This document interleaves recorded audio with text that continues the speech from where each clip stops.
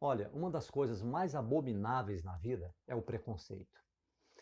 Sim, porque o preconceito pressupõe emitir juízo de forma discriminatória perante pessoas, crenças, sentimentos, tendências de comportamento, ou seja, é uma ideia formada por antecipação sem passar pelo fundamento crítico ou lógico. E isso se dá no campo das ideias, da religião, do conhecimento, da política, comportamento humano, enfim, em todas as áreas da vida. E claro, todo preconceito precisa ser combatido, banido, extinto, pois ele só gera embates destrutivos. Agora, o que eu quero chamar a sua atenção é que hoje em dia o preconceito vem ganhando uma dimensão que mais me parece fora de propósito. Veja você, hoje em dia tudo é taxado como preconceito. Tudo tende a ser problematizado. Até para discordar de alguém, você pode ser chamado de preconceituoso. Está mais parecendo uma ditadura de gostos e preferências, onde ninguém pode discordar do outro. Todos precisam gostar das mesmas coisas, ou então corre-se o risco de ser processado por preconceito. Outro dia conversava com uma pessoa sobre essa questão de ideologia de gênero, em que se defende que não existe apenas o gênero masculino e feminino, mas um espectro que pode ser livremente escolhido pelo indivíduo. Então eu procurei mostrar que na Bíblia essa ideologia não tem respaldo. Deus fez homem e mulher.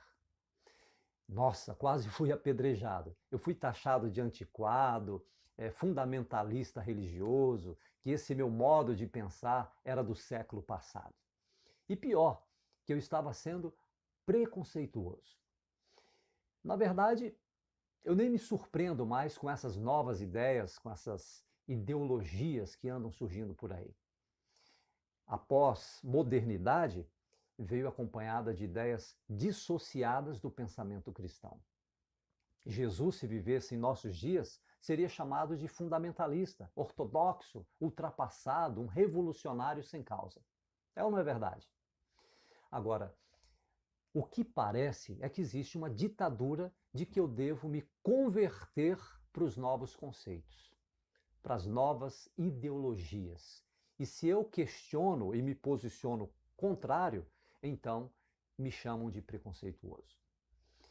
Agora, me diga, que ditadura é essa que eu tenho que pensar como todo mundo? O fato de alguém não pensar como eu penso não significa que essa pessoa está sendo preconceituosa para comigo. É ou não é verdade? No máximo, pensamos diferentes. E daí?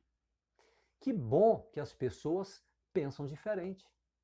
Que mundo monótono seria esse se todos gostassem das mesmas coisas, pensassem e dissessem a mesma coisa?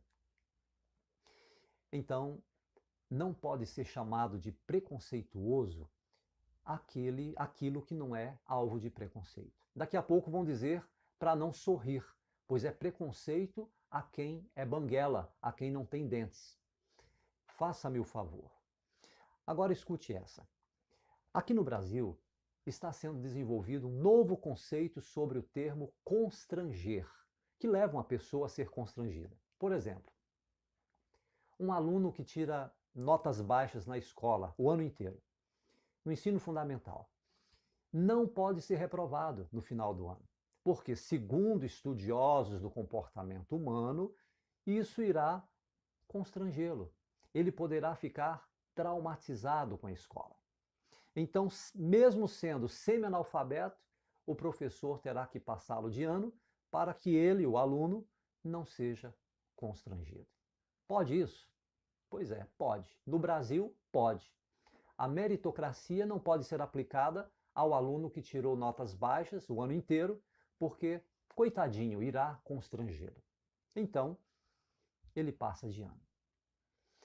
Agora, pasmem, eu fiquei sabendo outro dia que o Ministério da Educação, o MEC, lançou um livro de português chamado Por uma Vida Melhor e que está sendo distribuído nas escolas públicas para cerca de 500 mil de alunos no Brasil. Até aí, tudo bem, tudo certo. A questão é que o livro defende um novo conceito da língua portuguesa em que ninguém poderá ser corrigido pelo professor caso o aluno fale uma palavra errada, pois isso pode constrangê-lo. Então, se o aluno chegar na escola falando problema, dificuldade, nós fumo e nós vortemo, antonte, não poderá ser corrigido, pois isso será considerado constrangimento. Então, esse livro, lançado pelo Ministério da Educação, diz que cada um deve expressar a língua portuguesa como quiser, e não existe mais o certo ou o errado, mas o adequado e o inadequado, dependendo da situação. Veja você, o aluno não pode ser mais constrangido quando expressar alguma palavra ou frase errada, e tudo isso com o aval do Ministério da Educação brasileira. Esse é o nosso Brasil. Tudo é preconceito, tudo é constrangimento.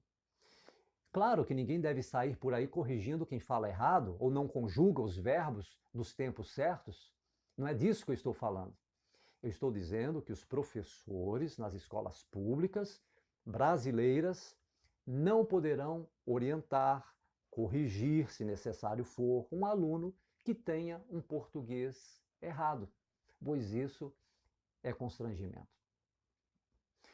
Então, para que serve a escola? Se não for para me ensinar, me orientar, me passar conhecimento, fazer com que eu possa me comunicar melhor, me aprimorar, falar bem, me expressar convenientemente. Que país é esse que estamos vivendo? Cadê os valores educacionais, morais e cívicos? Valores pátrios? Sabe, isso aqui está virando um caos. É na educação, é na arte, na música, na política, na religião. Me parece que quanto pior, melhor. Eu finalizo essa reflexão dizendo que devemos orar pelos nossos governantes, mas também precisamos nos envolver pacificamente em torno do resgate dos nossos valores que um dia foram conquistados, mas que nos últimos tempos foram jogados na lata de lixo. Eu sei, você sabe, que esse mundo não vai muito longe. Se você é cristão, então deve saber que as profecias bíblicas estão a se cumprir. Não existem super-heróis que vão dar jeito nisso daqui. Nem no mundo. Só Deus. Dá uma olhada nas notícias lá fora. Veja os conflitos que envolvem os Estados Unidos, a Rússia, o México, a Inglaterra, a Coreia do Norte.